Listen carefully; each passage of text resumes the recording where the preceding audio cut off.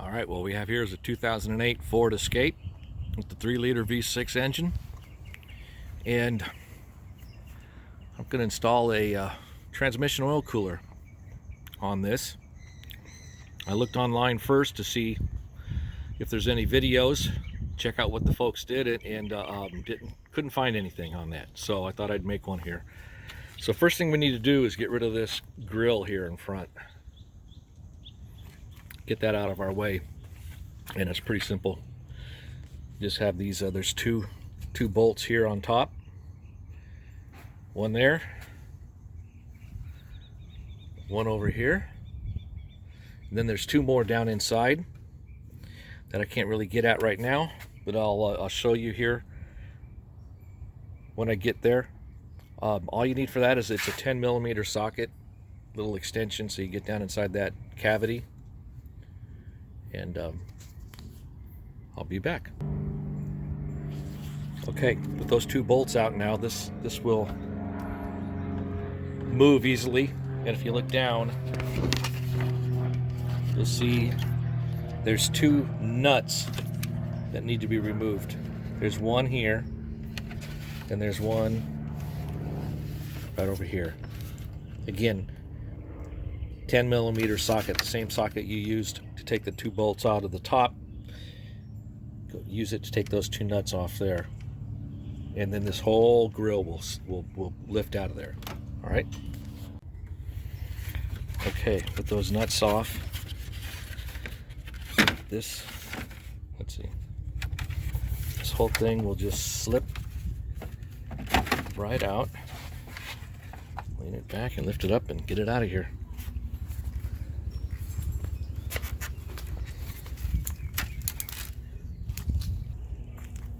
Now, with that out of the way, there's the cooler, the existing transmission cooler, and it's a combination air conditioning condenser. It's one unit combined, and so on this side we have the transmission cooler lines coming in. This is the inlet from the transmission. This bottom one is the outlet. It returns back to the pump on the transmission. So what's interesting, if you look over here, you'll see there's the down here. Here's your air conditioning inlet and outlet. So that's a combination unit. Again, this is the lines from the transmission coming up here. This is the inlet.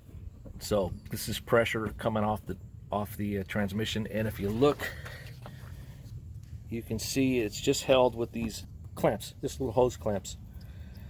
You're going to need to take this one off here, where you want to take the return. So the oil will first flow through and into this cooler, and when it flows out, we're going to interrupt it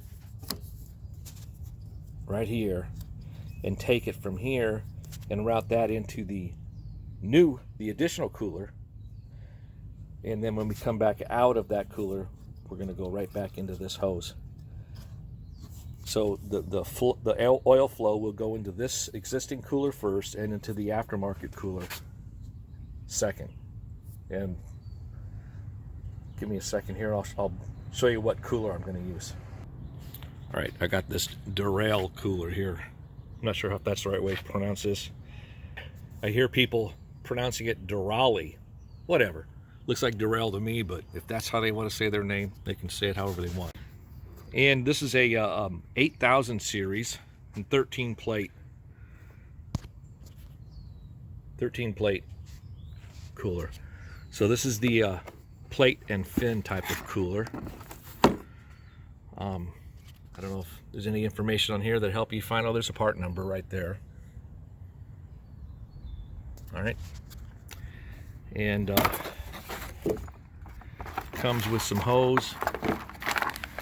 It comes with these chingaderas for mounting it to the existing cooler radiator. I'm not fond of that whole idea. I'm going to do something different. I'll show you what I come up with here. anyways, you get those, and you get these hose clamps and a piece of tubing with a fitting. They all come in the kit, and under here is the cooler itself. If we compare it to the original, it's the same design, same type of cooler.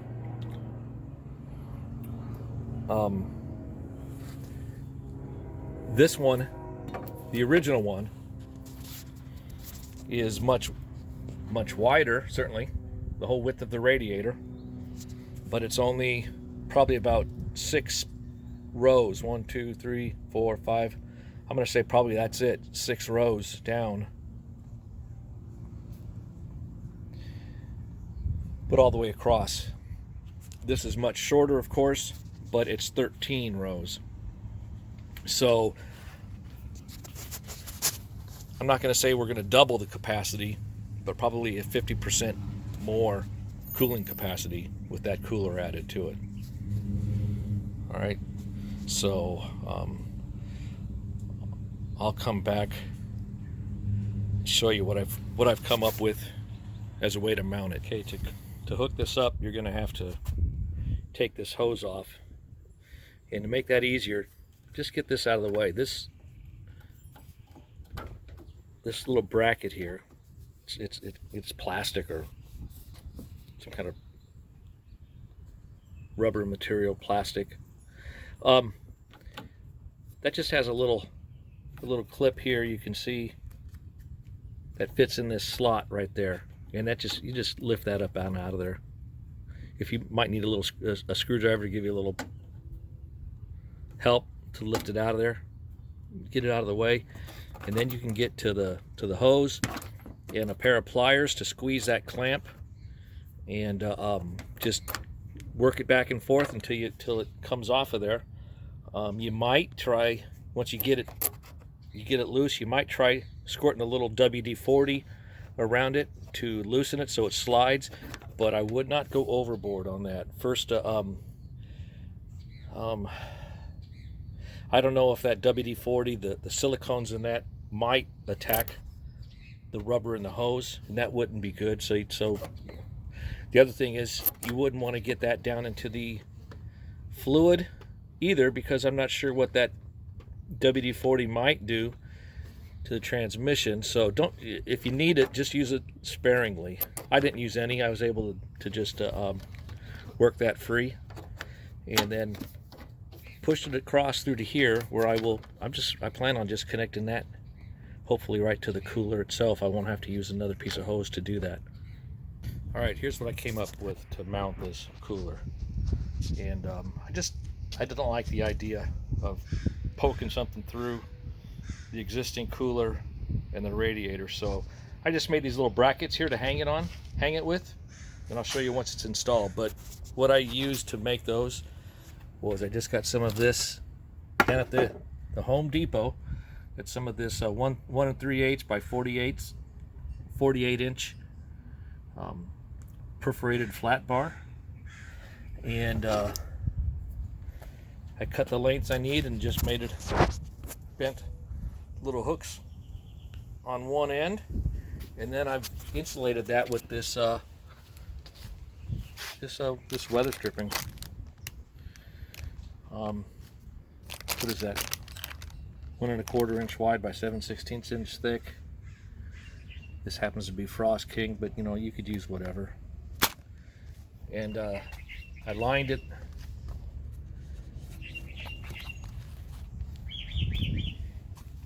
with that, and I'm just going to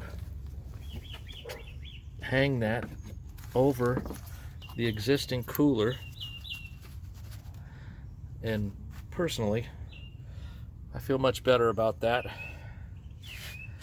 than I would about sticking those the mounts that come with the kit through the cooler and trying to yeah, I just don't like the idea of sticking those through there and having them rub or whatever on there. I think there's not going to be any rubbing that occurs from that.